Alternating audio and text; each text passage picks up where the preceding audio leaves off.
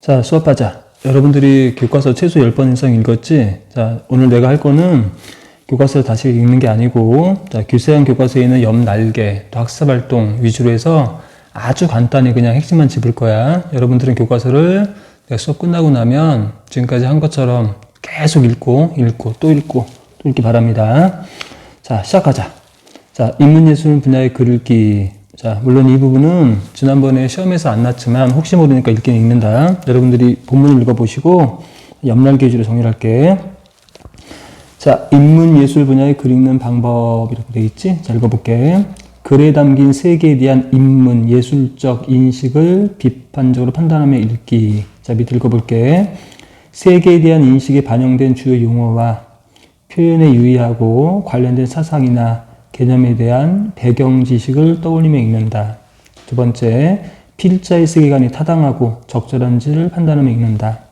가벼운 내용이니까 가볍게 읽고 난 요거 말고 이 페이지는 안 할게. 자, 다음 페이지 읽자.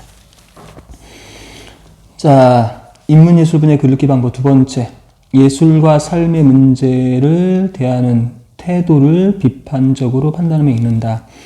자, 밑에 예술과 삶의 문제가 드러나는 부분에 주목해서 읽고 필자가 글 쓴 사람이 어떤 관점과 태도를 취하고 있는지, 다른 관점과 태도는 없는지 이걸 비판적으로 판단하며 읽는다. 됐지? 자, 밑에 세 번째. 자, 인간에 대한 성찰이 글에 어떻게 드러나는지를 이해하고 자신의 가치관을 돌아보며 읽는다. 자, 필자의 주관이나 통찰의 타당성을 평가하고 다른 사람과 의견을 나누며 그를 비판적으로 수용하며 읽는다. 자신의 삶을 돌아보고 자신이 추구하는 가치나 삶의 방식은 무엇인지 주체로 생각하며 읽는다. 별 얘기 없다. 자, 오늘 열심히 읽어보시고. 자, 뒤에 갑시다. 선한 뜻을 이끄는 나의 큰 몸이라고 돼 있고, 자, 주제. 큰 몸으로서 작은 몸을 이끄는 마음의 역할과 중요성, 특징. 첫 번째, 대조적인 개념을 제시했다. 그 대조가 뭐죠? 큰 몸, 작은 몸. 됐지? 그걸 통해서 맹자의 세상을 설명하는 글이고, 구체적인 사례, 예를 많이 들었다는 얘기, 예시. 자, 그 다음에 묻고 답하는 방식, 문답법. 좀 어려운 말로 문답법. 됐지? 자, 옆에 보면 본문 쭉 있고요. 근데 본문 읽지는 않을 거예요. 여러분들이 많이 읽었을 테니까. 자, 밑에 갑시다. 자, 지문 내용. 부동심의 의미와 수련 방법이라고 돼 있고, 부동심. 외부의 조건에 흔들리지 않고 자신의 길을 가는 태도를 부동심이라고 부르고, 이 부동심을 수련하는 방법은 두 가지가 있었지. 첫 번째 뭐 있다? 지연. 두 번째 뭐 있다? 양기. 됐지? 지연은 말을 잘 이해하는 게 지연이고, 양기는 길을 바르게 키우고 수련하는 것. 다시, 이 중요한 내용. 자, 사람들은 외부의 조건에 흔들린다. 근데 흔들리지 않고 자신의 길을 가는 걸 부동심이라고 부르고, 부동심을 기르는 방법은 지연과 양기가 있다. 무진장 중요한 거야. 잘 보시고. 자, 다음 페이지 볼게요. 자, 위에 큰 몸은 마음을 가리키는 적이고, 작은 몸은 감각기관을 가리킨다. 큰 몸은 하늘이 부여한 인간 본성의 근거를 두고 활동하고 행위자 자신의 의지에 따라 결과를 얻는다. 됐지? 작은 몸은 자, 수동적이어서, 그 말은 얘는 능동적이라는 뜻이겠지. 자, 외부의 자극에 그대로 이끌려간다. 감각적 욕망의 충족 여부는 행위자가 전적으로 결정할 수 없다. 그리고 이 글은 큰 몸과 작은 몸을 대조시켰다. 됐지? 자, 그 다음 뒤에. 자, 그 다음 여기 밑에. 옆날개. 자, 마음과 감각기관의 활동 방식이 어떻게 다른지 파악해보자. 자, 예시답안 읽을게요. 마음은 외부에 의해 추동되지 않고 인간의 본성의 근거를 두고 활동하기 때문에 행위자 자신의 의지에 따라 결과를 얻는다. 반면 귀나 눈 같은 무슨 기관은, 감각기관은 무슨적이다? 수동적이어서 외부의 자극에 그대로 이끌려가며 외부의 대상을 향한 감각적 욕망의 충족 여부를 행위자가 전적으로 결정할 수 없다. 이거는 꼭 보시고요. 자, 밑에 큰 사람과 작은 사람. 자, 큰 사람은 우리에서 대인이라고 부를 거고, 작은 사람은 수인이라고 부를 거야. 역시 대조시킨 거야. 자, 큰 사람부터 읽을게. 하늘이 부여한 인간 본성의 근거를 두고 큰 몸에 따라 옳은 일을 해 나가는 사람이 대인이고, 마음의 뜻을 저버리고 외부의 자극에 이끌려 작은 몸, 감각기관을 따라 감각적 욕망에 따라 움직이는 사람이 작은 몸이죠. 자, 이 정도는 보시면 되고, 역시 가벼운 거. 자, 그 다음 뒷페이지. 자, 악한 행위의 책임과 수행의 과제. 악한 행위, 마음이 제 역할을 하지 못해서 발생하는 게 악한 행위라는 거고, 결국 마음의 뜻을 붙잡는 일이 수양에서 가장 중요한 과제가 된다. 됐죠? 자, 그 다음 밑에 간단한 잠깐 퀴즈. 마음이 동요하지 않은 것을 우리는 뭐라 불렀다? 부동심. 됐죠? 맹자는 부동심의 수련 방법으로 뭐 있다? 지연과 양기. 됐죠? 큰 몸은 마음, 감각기관과 관련이 있고, 작은 몸은 이렇게 돼 있다. 근데 뭐죠? 큰 몸은 뭐와 관계 있고, 마음과 관계 있고, 작은 몸은 뭐와 감각기관과 관련이 있다. 그 다음에 인의와 예는 무슨 몸? 큰 몸과 관련이 있고, 맹자는 각 개인이 저지른 악의 책임은 감각기관 활동에 있다고 생각했다. 틀렸죠? 감각기관에 있는 게 뭐에 있는 거지? 마음에 있는 거지. 됐죠? 자, 이 정도만 잡아놓으시면 되고, 자, 크게 어려운 단어는 아니니까 여러분들이 그냥 쭉쭉쭉 읽어보시면 되고, 자, 그 다음 페이지 읽을게요. 자, 맹자가 말한 부동심의 의미와 맹자가 부동심을 중시한 이유. 자, 앞에 거 복습이야, 그냥. 자, 부동심, 외부의 힘, 조건의 흔들림 없이 자신의 길을 가는 것. 즉, 마음이 동요, 움직이지 않는 것을 우리는 부동심이라고 부르고, 자, 부동심이 중요한 이유. 자, 중시한 이유. 자, 이 글의 맹자의 기본 관점은 인간의 본성은 선하다고 생각하는 거지. 자, 인간의 선한 본성을 현실화하는 일을 관장하는 기관이 뭐가? 마음이 사람의 말이나 감각적 욕구, 육지적 충동 같은 요소에 흔들려 선한 본성을 제대로 발현시키지 못하기 때문에 뭐가 중요하다? 부동심이 중요하다. 뭔 뜻? 인간의 본성은 뭐한데? 선한데. 됐지? 마음 같은 게 외부 요소에 흔들려서 선한 본성을 제대로 발현시키지 못할 수도 있기 때문에 우리 마음을 지키는 부동심이 중요하다. 정도 뜻이고, 자, 그 다음에. 맹자가 제시한 부동심의 수련 방법 두 가지를 찾고 필요한 이유를 써보자. 자, 첫 번째, 부동심의 수련 방법. 첫 번째 뭐 있었죠? 말 잘 이해하는 지연이 있었죠. 두 번째, 길을 바르게 기우고 수련하는 뭐가 있었지? 양기가 있었지. 자, 지연이 필요한 이유 읽어볼게. 말은 마음이 드러난 결과이자 마음에 영향을 줄 수 있는 것이어서 말을 잘 이해해야 미혹되지 않고 부동심이 들어갈 수 있기 때문이다. 자, 그 다음 거 양기 필요한 이유. 인간의 행동은 마음이 지향하는 바가 아닌 감각적 욕구나 육체적 충동인 뭐에 의해서? 기에 의해 일어날 수 있으므로 뭐의 수련도 필요하다? 기의 수련도 필요하다. 자, 그 다음에 이건 쉬운 거. 큰 몸과 작은 몸이 각각 무엇에 대응하는지. 큰 몸은 마음에 대응하고 작은 몸은 감각기관에 대응한다. 자, 그럼 밑에 큰 몸과 작은 몸의 차이점. 큰 몸, 하늘이 부여한 인간의 본성, 착한 본성에 근거를 두고 활동한다. 자, 작은 몸은 수동적이고 외부의 자극이 주어지면 그대로 끌려간다. 자, 큰 몸 밑에 마음의 활동은 인간의 행위자 자신의 의지에 따라 자, 결과를 얻게 되어 있다. 자, 그 다음에 작은 몸이 외부 대상을 향해 움직이는 활동, 즉 감각적 욕망의 충족 여부는 행위자가 전적으로 결정할 수 없다. 얘는 자기 의지 따라 할 수 있는 거고 얘는 못하는 거다. 따라가는 거니까 그냥. 됐지? 일단 이 정도만 해놓을게. 이것도 역시. 자, 그 다음에 자, 맹자의 말이 제시된 큰 사람과 작은 사람이 각각 어떤 사람인지 생각해보자. 읽어볼게. 뭘 따르면? 큰 몸을 따르면 큰 사람, 뭐가 되고? 대인이 되는 거지. 작은 몸을 따르면 작은 사람, 뭐가 되는 거지? 소인. 자, 밑에 이렇게 큰 사람, 대인. 하늘이 부여한 인간 본성의 근거를 두고 마음의 뜻, 지향에 따라 옳은 일을 해나가는 사람이 대인이고 큰 사람. 마음의 선한 뜻을 저버리고 감각기관이 외부 대상에 이끌려 감각적 욕망만을 충족만을 추구하는 사람은 작은 사람, 소인이라고 부른다. 자, 그 다음에 밑에 다음은 이 글의 일부이다. 밑줄진 맹자의 견해를 뒷받침하는 사례를 지금 찾아보자. 이거는 가볍게 읽어보시면 됩니다. 근데 이거 읽어볼게. 자, 그러나 큰 몸이 먼저 서 있는 상황에서라면, 즉 선한 본성에서 유래한 도덕적 마음을 발휘하고 있는 상황에서 하는 감각적 욕구와 관련된 활동은 단지 작은 몸을 위한 일이 아니다. 조심한다. 그러니까 먼저 뭐가 서 있으면, 큰 몸이 제대로 서 있으면, 자, 여기서 하는 뭐 감각적 욕구와 관련된 활동도 단지 작은 몸을 위한 게 아니라 큰 몸을 위한 것도 될 수 있다 정도. 됐죠? 예시대반은 가볍게 읽어보시고. 자, 그 다음에 자, 다음 맹자의 견해에 대한 자신의 견해를 밝히고 사회에서 책임감 있는 존재로 성장하기 위해서는 마음의 수양 외에 무엇이 필요한지 뭐 이거는 그냥 가볍게 읽어보세요. 거의 안 날 거야 이거는. 자, 다음 넘기자. 자, 그 다음에 자, 다음 문제 밑에는 맹자가 순자 입장이야. 순자 입장과 맹자 입장 비교하려고 쓴 건데 여러분 위에는 읽어보시고 자, 밑에 자, 스승의 감회를 받고 학문을 쌓아서 예의를 숭상한 사람은 뭐라고 부르고? 군자. 제 성정대로 하고 싶은 것만 하고 예의를 지키지 않은 사람을 뭐라고 한다? 소인. 자, 그 다음 밑에 중요한 말, 비유 표현.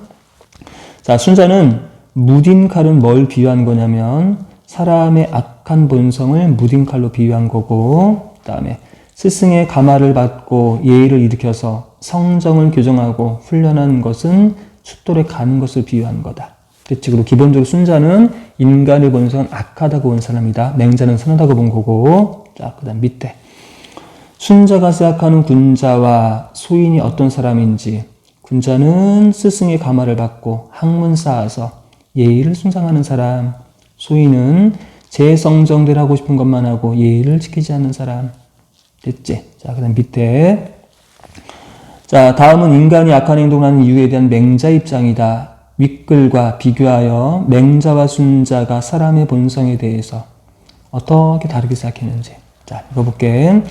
맹자는 각 개인이 저지른 악은 인간의 선한 본성을 현실화하는 일을 주관하는 마음이 제 역할을 하지 않았기 때문에 생긴다고 보았다.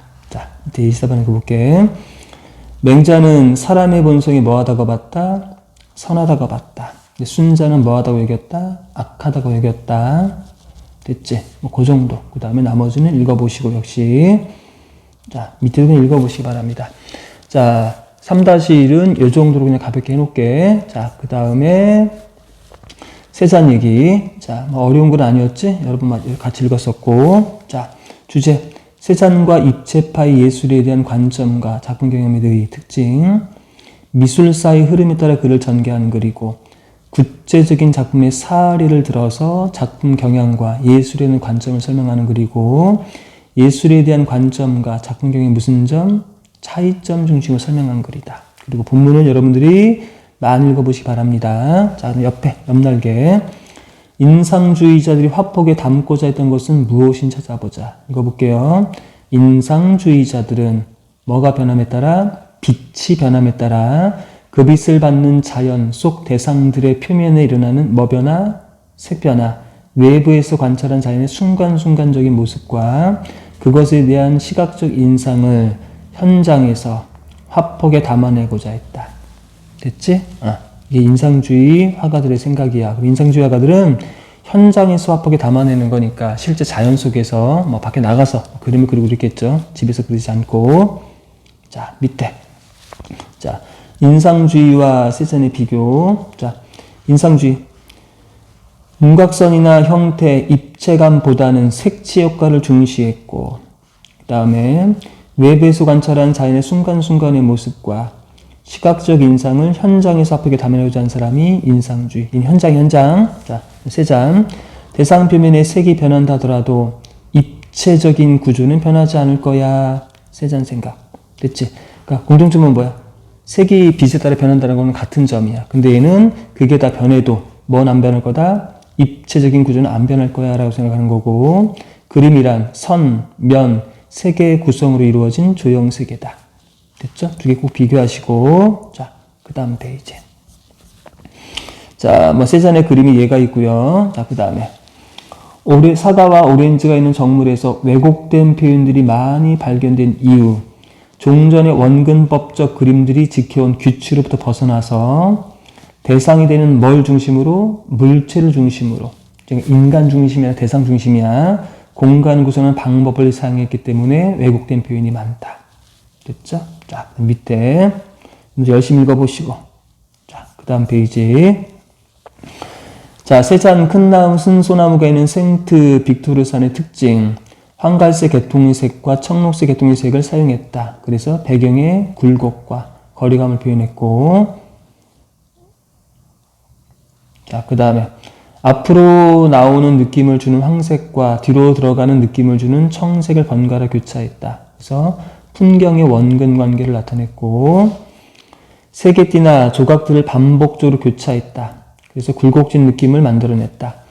화면 중앙에 있는 산의 모습을 원뿔 형태를 바탕 나타냈다. 색의 조화와 형태의 영향성을 동시에 표현했다. 여러분들이 쭉 읽어보시기 바랍니다. 자, 다음 페이지 봅시다. 그 다음에 야수파 미 표현주의와 입체파의 작품 경향. 야수파나 표현주의. 인간의 내면 세계를 작품에 담아내는 것을 관심했다. 내면 세계. 자, 입체파. 자, 대상 물체에 대한 조형적 탐구와 그것을 통한 화면 구성에 관심을 보였다. 두 개를 대조시켰다. 자, 그 다음에 입체파 작품이 세잔의 작품과 다른 점. 자, 읽어볼게요. 역시 가볼게.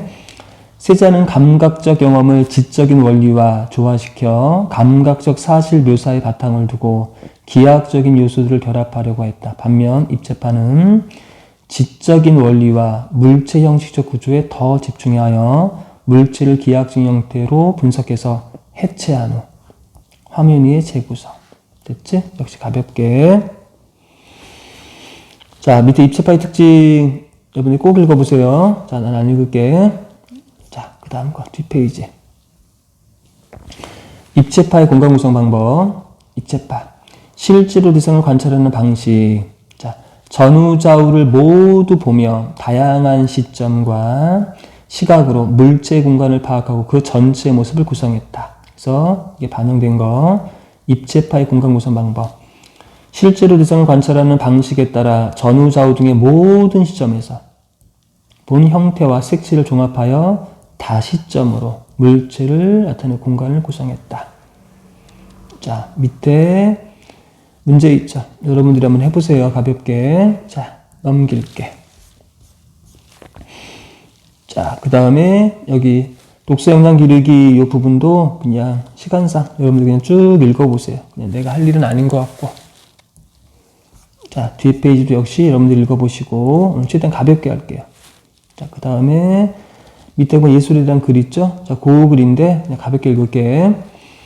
자, 작품 창작에 대한 관점과 작품 경영의 측면에서 세잔과 반고의 공통점과 차이점, 공통점, 대상의 형태감과 실제감을 표현했고, 차이점은 세잔은 감각적 경험과 지적인 원리가 결합된 작품을 창작하고자 했으며, 대상이나 물체의 중심을 두어 공간을 구성하고 소묘와 색채가 조화를 이루도록 함으로써 형태감과 실제감을 드러냈다. 반면 고우는 갈망과 번뇌, 고통 등의 주관적 내면이 반영되어 작품을 창작하고자 했으며 밝은 색칠을 사용하고 활력 있는 북자굴 선들을 사용하여 형태감과 실제감을 드러냈다.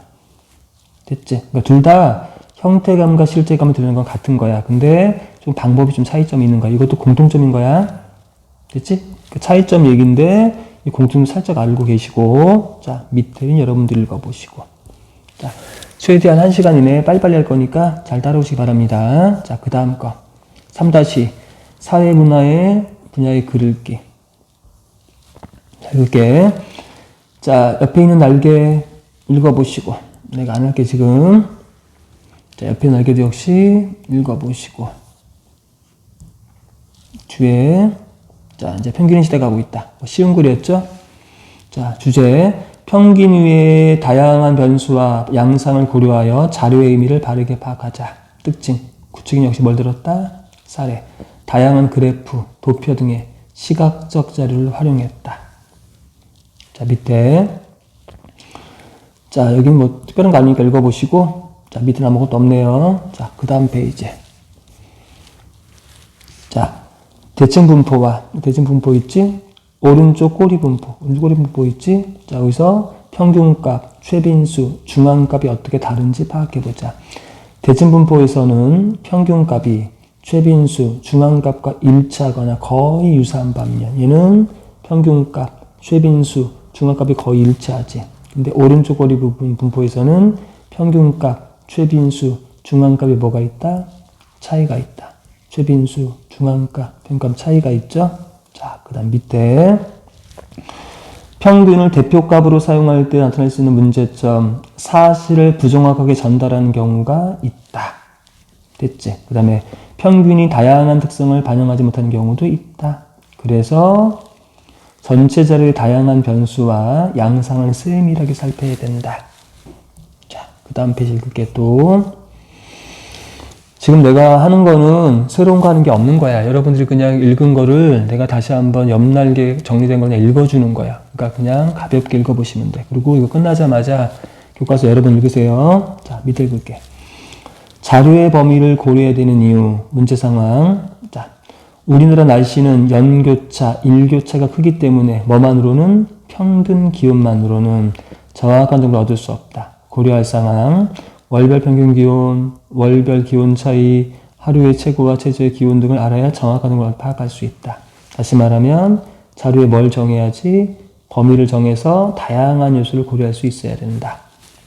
됐지? 자, 그 다음 밑에. 자, 평균값만으로 자료를 판단하면 안 되는 이유. 평균값은 다양한 변수와 양상을 반영하지 못하는 경우가 있으며 사실을 부정확하게 전달하는 경우도 있고 평균값이 뭐하더라도 같더라도 자료의 범위에 따라 차이가 날 수 있으므로 그러니까 조심할 건 같다고 해서 무조건 같은 건 아니지. 평균값이 같아도 자료의 범위에 따라 차이가 날 수 있다. 그러니까 평균값만으로 자료를 판단하면 부정확한 판단을 할 수 있다. 됐지? 자, 그 다음 밑에 값의 범주를 구분하여 자료를 살펴야 하는 이유. 평균값과 최빈수, 중앙값 등의 차이가 있을 수 있고 범주별로 반복되는 횟수나 값 등을 자 평균 개념으로 포착하기 어려운 요소가 있다. 그래서 자료의 값의 크기에 따라 적당한 뭐로 구분하고 범주별로 반복되는 횟수나 값을 파악하여 자 평균값 이외에 최빈수, 중앙값 등 다른 대표값들을 살펴봐야 된다. 대표값은 뭐도 있다? 평균값도 있고 최빈수도 있고 중앙값도 있는데 다양한 거 살펴봐야 된다. 이 정도 되십니다. 자, 그 다음 페이지 봅시다. 자, 그래프를 그려야 되는 이유. 복잡한 자료를 잘 요약 정리할 수 있고 자료 전체 분포를 살펴볼 수 있다. 그래서 이 그림 그래프가 많죠. 자, 히스토그램. 이런 게 히스토그램이야. 자, 히스토그램 그리는 방법. 자료를 일정한 범주에 따라 구분하고 각 범주에 속한 자료의 수인 빈도를 뭐로? 높이로 나타낸다. 히스토그램으로 판단할 수 있는 요소. 자료 전체의 좌우 치우침 등의 모양과 중앙값 등의 위치, 표준 편차, 범위 등의 산포에 대한 전반적인 판단이 가능하다. 자, 밑에 히스토그램으로 자료를 요약 정리할 때 좋은 점이 무엇인지 말해보자. 자료 전체 자료의 좌우 치우침 등의 모양과 중앙값 등의 위치, 표준 편차, 범위 등의 산포에 대해 전반적으로 판단할 수 있다. 즉, 한눈에 여러 가지 정보를 파악할 수 있다. 됐죠? 자, 그 다음 거 또 넘길게, 또 가볍게. 자, 자강 퀴즈 읽어보시고요. 그리고 독서 역량 기르기는 역시 안 할 테니까 여러분들 쭉 읽어보세요. 다 중요한 거야. 자, 그 다음에 과학기술 분야의 글 읽기. 자, 역시 방법들 쭉 읽어보세요. 그냥 가볍게. 자, 그 다음에 달은 어떻게 만들어졌을까? 자, 달의 생성 기원의 여러 이론의 타당성을 검토하는 글이고 해제. 달의 생성 기원에 대한 여러 이론의 타당성을 검증하고 있는 글이다. 월석, 달에서 가져온 돌 있죠. 월석을 분석하기 전까지 달의 기원을 설명하던 세 가지 이론을 소개하고 반증 사례, 반대되는 사례로 기존 이론이 어떤 점이 타당하지 않은지를 설명하고 있다. 그리고 월석의 분석 결과 제시된 새로운 충돌을 소개하고 이 이론에서 달의 생성을 어떻게 입증하는지 제시하고 있다. 자, 이때 달과 지구 사이의 거리가 계속 변하는 이유. 달과 지구 사이의 거리가 계속 변하는 이유는 달이 무슨 궤도에 따라? 타원 궤도에 따라 지구 주위를 돌고 있기 때문에 공전하기 때문이다. 그러니까 달과 지구 사이의 거리가 계속 변하는 이유는 달이 지구를 타원형으로 공전하고 있기 때문이다 정도 뜻이고요. 자, 밑에 달의 생성을 기원하는 기존의 이론, 그러니까 월석 분석 전 이론 얘기하는 거야. 첫 번째 이론, 지구가 형성될 때 함께 달이 생성됐다. 두 번째 이론, 커다란 운석 충돌 시 지구에 떨어져 나간 질량이 모형성됐다. 세 번째 이론, 외계에서 만들어진 천체가 지구 부분을 지나가다가 지구 중력에 붙잡혔다. 됐죠? 자, 그 다음 거 뒤에 예전의 중돌설과 새로운 중돌설, 예전의 중돌설, 요건 이제 월석 분석 전. 자, 커다란 운석이 지구에 충돌하면서 태평양 지역의 물질이 공간으로 날아 올라갔고 이 물질 서로 뭉쳐 뭐가 됐다. 달, 새로운 중동설, 월석 분석 이후지. 화성 크기의 천체가 지구와 충돌하면서 지구에서 방출된 물질이 이 천체의 물질에 첨가되고 지구 주변에 남아있던 이 물질이 뭐에 달 형성했다. 두 개 차이점 꼭 아시고. 자, 그 다음에 지구와 충돌한 천체를 발견할 수 없는 이유. 태양계 쪽의 격렬한 뭐 때문에? 환경 때문에. 지구와 충돌한 천체 및 충돌로 인해 부서진 천체 조각들은 달의 일부가 되거나 태양계를 돌다가 또 다른 행성과 충돌하며 다른 행성의 일부가 되었을 것이다. 물론 추측하는 거죠. 확실한 건 아니고. 자, 그 다음 거. 자, 달과 지구 멘틀의 구성 성분. 달의 토양은 지구의 멘틀 조성과 매우 뭐하다? 비슷하다. 이것 때문에 우리가 추론하면 달이 지구에 떨어져 나갔을 거다. 두 번째, 달의 조성이 지구의 멘틀의 조성과 똑같진 않다. 그러니까 지구에 충돌한 다른 천체의 성분이 섞여 있을 거다. 됐죠? 자, 그 다음 밑에 달의 표면, 자, 바다와 고지대가 있었지. 달의 바다 부분은 어둡게 보이는 부분이고 대규모 화산 분출로 형성된 현무암 지대고 충돌 크레이터가 상대적으로 적게 분포된 지역이고 달 표면에 이 정도. 그 다음에 대부분 충돌 분지 안에 분포되어 있으며 지구를 향한 부분에 집중되어 있다. 고지대는 달에서 밝게 보이는 부분이고 운석 충돌로 형성된 크레이터가 상대적으로 뭐하다? 많다. 바다보다 오래된 지형이다. 꼭 외우시고요. 물론 본문 찾아가는 거지만 퀴즈 한번 해보시고. 자, 뒤에는 역시 독서 영양 기르기는 내가 안 할게. 가볍게 보시고. 자, 그 다음 밀리미터파. 밀리미터파의 특성과 원리 및 응용 분야. 해제. 밀리미터파의 특성과 원리를 설명하고 그것이 기술적으로 어떻게 응용되고 있는지를 설명하고 있는 글이다. 밀리미터파가 대역별로 어떻게 활용되고 있는지를 실질적인 예를 들어서 제시하고 앞으로도 밀리미터파의 응용 분야가 넓어질 거야. 그 전망 밝힌 거. 자, 밑에 쭉 읽어보시고요. 자, 그 다음에 넘길게. 자, 밀리미터파의 개념과 특징, 정의, 이 정도 특징. 주파수가 매우 높고 파장은 짧고. 됐지? 그럼 주파수와 파장은 반비례 관계. 그 다음에 무슨 성이 거다? 직진성이 크다. 장애물에 부딪힐 때 반세 성질이 강하다. 대기 감쇄 특징이 있다. 됐지? 그래서 안개 꼈거나 비 오면 잘 안 가 있었지. 가용 대용폭이 넓다.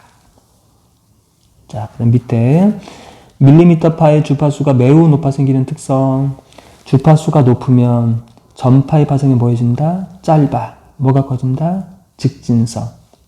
됐지? 그러니까 주파수와 파장은 반비례 관계고 주파수와 직진성은 정비례 관계고. 됐지? 자, 주파수가 높으면 전파의 파장이 짧아 직진성이 커지면 장애물에 부딪혔을 때 반사되어 나가는 성질이 강하다. 그리고 대기 감쇄 특징이 있다. 반면에 전자회로와 안테나의 크기를 작게 만들 수 있으며 가용 대용폭이 넓어 대용량 데이터의 고속 전송이 유리하다. 또한 정확하고 높은 해상도의 영상을 얻을 수 있다. 자, 그 다음 밀리미터파의 첫 번째 응용 사례. 기존의 레이더. 자, 레이더는 마이크로파 레이더. 신호의 빈폭이 넓어 저기에 노출되는 위험이 있었다. 그래서 새로운 군사용 레이더. 밀리미터파 레이더고 신호의 직진성이 크고 빈폭이 좁다. 그 말은 저기에 노출될 수 있는 위험성이 적어진다. 됐죠? 자, 그 다음 거 뒤에.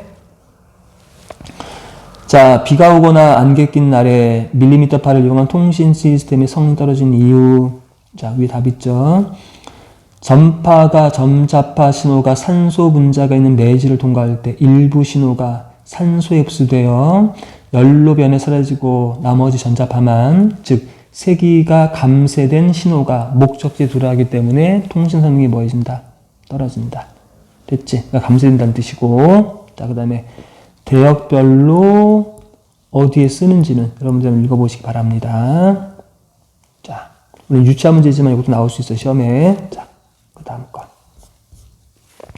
자, 밀리미터의 장단점, 뭐 중요한 얘기겠죠. 이게 핵심 내용이니까. 장점, 파장이 짧아서 전자회로와 안테나끈을 작게 만들 수 있고, 가용, 대용폭이 넓어서 대용량 데이터의 고속 변송이 유용하다. 신호의 빈폭이 좁아서 정확성이 좁고 주파수가 높아 해상도가 좋다. 단점, 비가 오거나 안개 낀 날이면 에너지 감쇄율이 높아져서 통신 시스템의 성능이 떨어질 수 있다. 직진성과 대기 감쇄 특성 때문에 한 번에 먼 거리로 데이터를 전송하기는 또 어렵다. 자, 다음 페이지 갈게요. 역시 대역별 특징 한번 쭉 읽어보시고, 자, 그 다음에 예시답안도 한번 읽어보시고요. 그 잠깐시도 보시기 바랍니다. 자, 뒤에는 독서용량 기르기 여러분들이 꼼꼼히 보시고, 자, 4단원 역시 여러분들이 여기 개론들을 읽어보시고요. 자, 예덕선생 읽을게. 이번 범위에서 가장 중요한 글이고 유일하게 수능이 나오시는 글이다. 자, 고전소설, 한문, 풍자, 교훈, 풍자, 비판적. 시점, 전적 작가 시점. 주제, 바람직한 벗의 사귐과 참된 인간상. 특징, 뭐 중심? 대화 중심의 사건을 전개하는 글이고, 엄행수에 대한 인물의 상반된 평가가 제시된다. 됐지? 선글자와 자목의 평가가 다르지. 수에 이른 하층민의 삶을 통해 누구죠? 예덕선생, 엄행수, 바람직한 인간상을 제시했다. 그 뜻은 조선시대 양반다운 바람직한 인간상이 아니었기 때문에 엄행수를 통해서 거꾸로, 그치? 자, 양반을 욕하는 거지. 자, 그 다음 밑에. 자목과 선교자의 갈등. 자목은 엄행수를 업신여겼다. 비천한 사람과 벗하는 선교자를 비판했다. 선교자는 엄행수를 예덕선생이라 칭송했다. 또 이로운지 해로운지 개선한 이해전선적인 사귐을 비판하며 참된 사귐에 대해서 가르쳤다. 갈등. 그리고 이 자목이 허위의식을 지닌 당대 지배층을 상징하는 거고, 선교자가 작가의 가치를 대변한 작가의 대변입니다. 됐죠? 자, 그 다음 뒤에 거. 선글자가 경계하고 있는 벗의 사귐의 태도는 무엇인지 말해보자. 칭찬한 말만 늘어놓으며 벗을 사귀는 것과 오히려 단점만을 말하며 무정한 태도로 벗을 사귀는 것을 경계하고 있다. 그리고 이해관계로 사귀고 아첨으로 사귀는 것도 경계하고 있다. 됐죠? 자, 그 다음에 세속적인 사귐의 방법. 칭찬한 말만 늘어놓는다. 거의 아첨에 가깝고 단점만 늘어놓는다. 무정하게 보인다. 허물을 말할 때는 그 핵심에서 벗어나 슬쩍 돌려 말해서 애둘러 말해야 되는 거고, 애둘러서. 자, 변죽을 친다. 뭐 이런 식으로.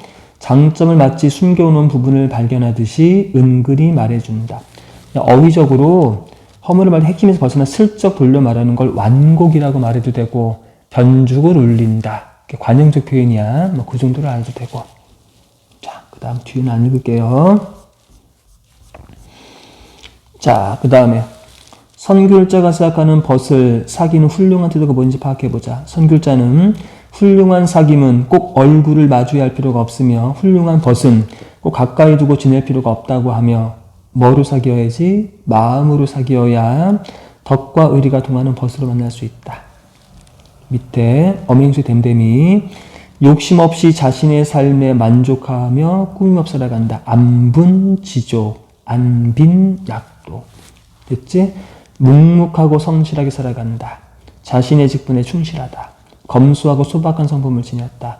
격식보다 뭘 중요시 여긴다? 실용성. 소박하지만 예의를 갖춘다. 무진장 중요.